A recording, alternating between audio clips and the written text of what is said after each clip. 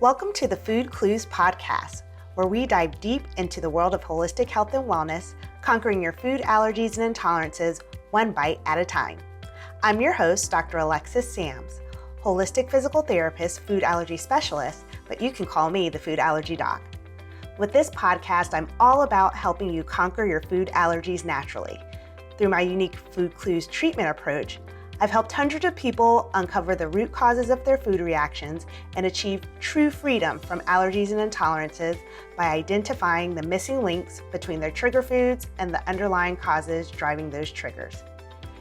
In each episode, I'll be sharing the latest in my holistic health practices. I'll also be sharing transformative success stories. I'll bust some common myths surrounding healthcare and food allergy management and provide practical tips to support your healing journey. Whether you're struggling with chronic food allergies or looking for natural ways to manage other symptoms and enhance your well-being, this podcast is for you. Today's episode is packed with insights and actionable advice for better health that's right up your alley. So let's get started on the path to a happier, healthier you. All right. Hello, Food Allergy Freedom Collective. How's everybody doing? I wanted to continue talking a little bit about how we think about our food allergies and intolerances and how we think about the source and where they come from and therefore kind of how we treat them. I specifically want to tackle the thought of food allergies being caused by an overreactive immune system or being the result of the immune system overreacting to allergens.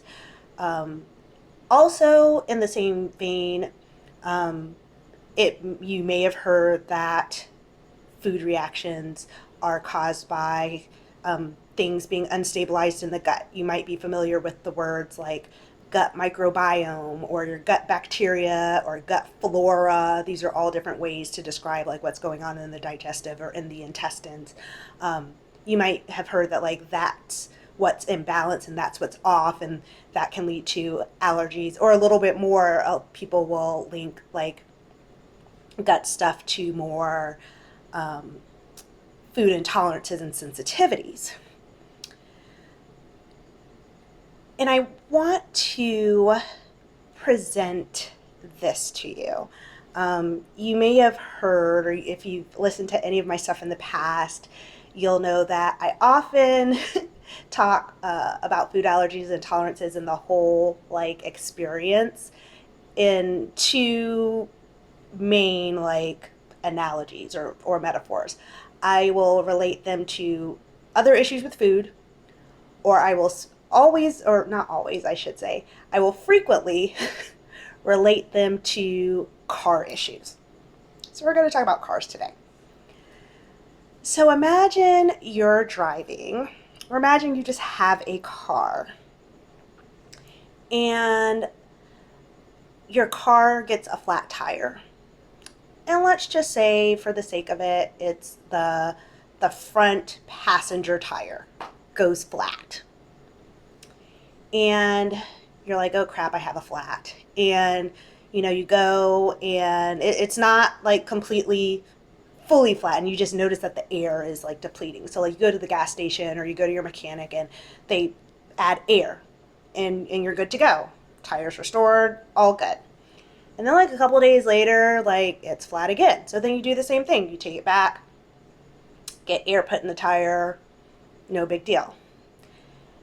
And then one day, like you come out of the house and you're ready to go wherever, you're getting ready to go to work, and you come and she's done. Tire is completely kaput. And it is still the front passenger side tire, completely flat. And then you get eventually to the mechanic, and the mechanic says, okay, yeah, like the wear on the tire, it's really worn down, and it wore down so much that it can't hold air anymore. And you're like, oh crap, okay, I guess I gotta get a new tire. So you get a new tire. And maybe like a little bit of time goes past, a couple of months go past, and then you come out to go to work again, and like the tire's losing air again, and it's the same right front tire. So you take it back to the mechanic again. the tire's under warranty. So they're like, okay, maybe that was just a bum tire, so we'll just go ahead and switch it for free because it was under warranty. And you're like, great, get a new tire, going about your life. And then you come back a couple months later and the same tire is flat again when you come out to go to work. And for whatever reason, at this point, you're just like, okay, maybe it's not that tire, or maybe I just keep getting bum tires or something. I'm going to try a new mechanic. And so you take it to a new mechanic, and the new mechanic's like, okay, so what's the deal? You just need a new tire? And then you tell them, well, I don't know. This is like the third tire I've been on. Like, it's always a front passenger tire. It keeps like going flat, and like, I don't know why.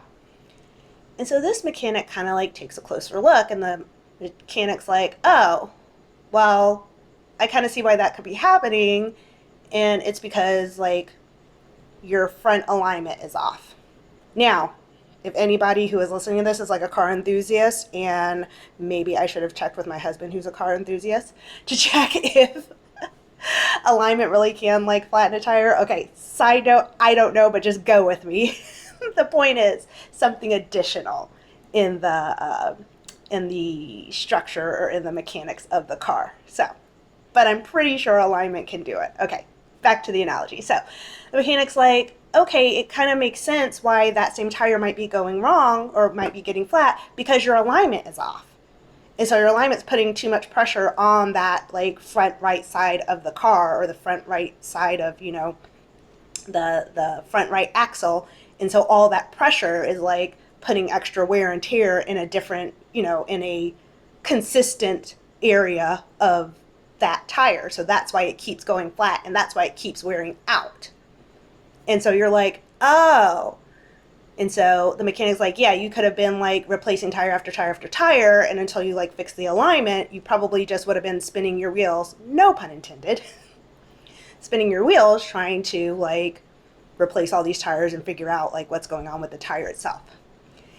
And that is kind of like what treating the immune system or like retraining the immune system can be like sometimes when you're working with food allergies, or like trying to balance out the gut can be with food allergies or even intolerances. It can kind of be like replacing the tire or patching the tire or filling up the tire with air over and over again before you realize that there's something that's causing it to go flat again. So in this sense, it's not so much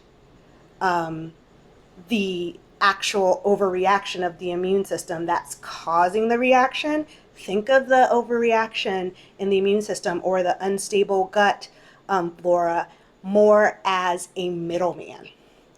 And if you think about it, it can kind of make sense because you may have heard of like immunotherapy, when they do small like reintroductions that are orally taken or other types of measures to like retrain the immune system or get the immune system to build up responses. And in some people it kind of works and in some people it doesn't. Well, if the immune system was actually like the crux of the problem, more than likely therapy that focuses on improving the immune performance would probably help more consistently across like a more widespread people.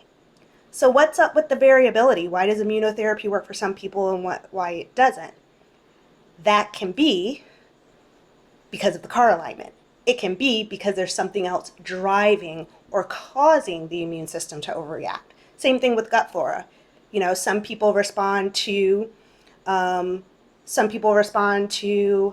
a food elimination diet because that gives the intestines and the gut lining time to naturally heal and repair itself from whatever was causing, from the misalignment, from whatever was causing it damage or, throwing it off in the first place. And just that window of reducing the aggravating of food and giving the body the time it needs to just heal may be it. But for those people when it doesn't work, then you have to ask yourself, why didn't it work? And all in all, in both cases, if it works or if it doesn't with those two systems, more than likely it is because there is some other external cause. There's something else driving like I said, the immune overreaction, or there's something else driving the unbalanced gut flora. So you got to backtrack a little bit and look at what's throwing that off. I just recently did another video, and you'll hear me say this a lot. It's not like your immune system or your like intestines just like wake up one morning with you and say like, I just think I'm gonna like not like eggs anymore. I think I'm just gonna reject it. I think, skin, like, I think I just want to like swell up and get all red and irritated. I think I just want to itch. I don't know. It just seems like a good time, or I think I'm just going to get gassy. I think I'm just going to have belly pain today from, let's see, we can do eggs again. We can stick with that. Or, maybe if you drink some milk today, maybe I'll just wig out, just 'cause I feel like it. Like, no, nobody's body just wakes up and says like, I just feel like acting up. I just feel like, overreacting or not reacting at all. Like, no, that doesn't happen. Those responses happen because something is affecting, something has been either added to the body or the body's lacking something, something's going on that is causing that response. And so my point is, just like you might have to keep replacing tires if there isn't somebody to kind of look at your alignment or look at other aspects of the car that could be adding tension or pressure on that tire to keep it, consistently flattening or consistently wearing out. It may take a different perspective to look at other parts of your body, other functions, other organs, other processes to see what's going on with those, because those may be the culprits that are causing the overreaction in your immune system, or the overreaction or underreaction in the gut area.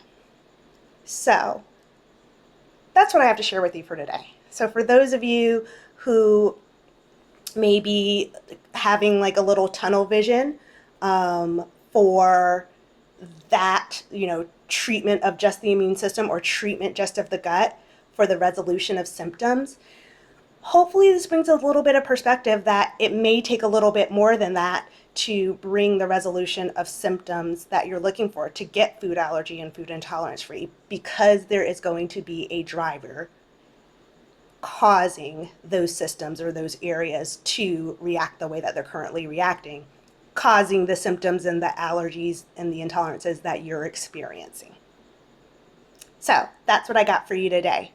Yeah, just to sum it up, don't stop at your body system. Don't stop at your immune system. Don't stop at your digestive system or your gut as the final answer for what's causing your food allergies and intolerances. Look deeper. There's probably something else there that's going to be a missing link, or that's going to give you a big turnaround in your symptom freedom journey. So that's what I got for you guys. Take care, stay healthy, and I'll catch you later for some more tips on staying food allergy free. Thanks for joining me on this episode of the FoodClues podcast. I hope you found today's talk insightful and inspiring as you navigate your journey towards better health and wellness. Ready to take the first step in conquering your food allergies? Visit www.myfoodclues.com/quiz and take the FoodClues quiz today. In less than 5 minutes, you'll get your first food clue to identify the likely causes of your food reactions.